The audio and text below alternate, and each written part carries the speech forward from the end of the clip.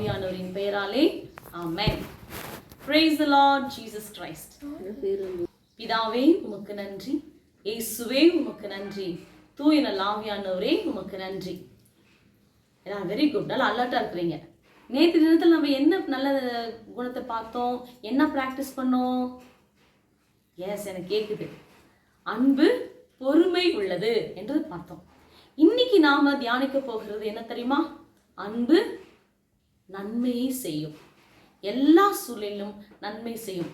இப்படி பவுலடியார் சொல்வது போல கலாத்தியர் திருமுகம் 6:9 இப்படி சொல்றார், நன்மை செய்வதில் மனம் தளராதிருப்போமாக அப்படிங்கிறார். இப்போ இதுக்கு உதாரணம் நம்ம இயேசுதான், வேற யாரு? பேதுரு. கெத்செமனி தோட்டத்துல இயேசுவை கொல்லணும்னு தேடி வந்த அந்த கும்பல்ல இருந்த ஒரு காவலாளியுடைய காதுகளை பேதுரு இயேசு மேல் வைத்திருக்கிற அன்புனால அப்படியே வெட்டிட்டார். இயேசு விட்டுட்டாரா? நன்மை நிறைந்தவருங்க. அதே காதுகளை எடுத்து அவரை தொட்டு சுகப்படுத்தி அவரை ஆசிர்வதித்து அனுப்பினார். இதுதாங்க நன்மை செய்வது. நமக்கு எதிராளிகளாக வந்தாலும், நமக்கு எதிராக செய்கிற எல்லா சூழ்ச்சியின் மத்தியிலும் அவர்களுக்கு நல்லதையே செய்வோம். இன்னொரு எடுத்துக்காட்டு, நம்ம வாழ்க்கையில நாம வாழும்போது அனுபவிக்கிற ஒரு புனிதர், செயின்ட் ஜான் பால் II. இவரை கொல்லணும்னு திட்டமிட்டு ஒருவன் வருகிறான், சுடுகிறான். சுட்டவனை இவர் நல்லா ஆன பிறகு நேரா போய் சிறைச்சாலையில மன்னித்து அவருக்கு நன்மை செய்கிறார். இன்னொரு புனிதர் தெரியணுமா? வேற யாரும் இல்லைங்க, பிளெஸட் ஆன் மாரி ஷாவ்ஹே. எங்க சபையை தோற்றுவிச்சவங்க, செயின்ட் ஜோசப் ஆஃப் க்ளூனி என்ற சபையை தோற்றுவிச்சவங்க. இந்த அம்மாவை மேலே தவறான குற்றங்கள் எல்லாம் சொல்லி அவங்க மேலே எப்படியாவது கொல்லணும்னு எல்லாம் அப்படியே கூடி திட்டமிடுறாங்க. இதெல்லாம் இவங்க காது கேட்குறாங்க. ஆனால் இவங்க செஞ்ச நன்மை என்ன தெரியுமா? யாரெல்லாம் இவங்களுக்கு எதிராக பேசினாங்களோ அவங்களுக்காகவே தன்னுடைய பணியில் உயர்வுக்காக பணிக்காக உதவி செஞ்சாங்க.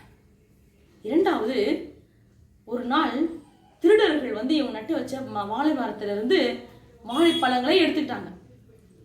அப்போ என்ன செஞ்சார் தெரியுமா? இல்லை, ஒரு சிஸ்டர் வாழைப்பழத்தை திருடர்கள் எடுத்துட்டு போயிட்டாங்கன்னு சொன்னாங்க. இவங்க காமா சொன்னாங்க, சரி அவர்களுக்குரியது, இன்னும் பல மரங்களை நாம் நட்டு வைப்போம் என்று சொன்னாங்க. இதாங்க நன்மை செய்வது. இந்த நன்மை செய்யும் குணத்திற்காக இப்போ நம்ம ஜெபிக்கலாமா? எல்லாம் கண்களை விடும். நன்மையே நிறைந்த என் அன்பு இயேசுவே, நன்மையை மட்டும் செய்து உங்கள் வாழ்நாள் முழுதும் எங்களுக்கு எடுத்துக்காட்டாய் வாழ்ந்த உயிருள்ள ஆண்டவரே, எங்களையும் உம்மை போல மாற்றும். உங்களுடைய பெயரை தாங்கி நாங்களும் கிறிஸ்தவர்கள் என்று மற்றவர்களுக்கு சாட்சியாய் வாழ எங்களை எதிர்த்து நிற்பவர்களுக்கும், எங்களை பற்றி எல்லா தவறுகளை சொல்பவர்களுக்கும், ஆண்டவரே எங்கள் சார்பாக இல்லாதவர்களுக்கும் நன்மை மட்டும் செய்ய எங்கள் கற்றுத்தாங்க. அன்பு தெய்வத்தாயே, மாதமா நீங்க கூட எல்லாருக்குமே உதவி செஞ்சீங்க. எல்லா தீமை செய்த அவர்களுக்கும் நன்மையே செய்து வந்தீங்க. உங்களை போல இவை மாற்றும். இயேசு நாமத்தில் ஜெபிக்கிறோம் நல்ல பிதாவே, ஆமென். God bless you. Ave Maria, Ave Maria, Ave Maria.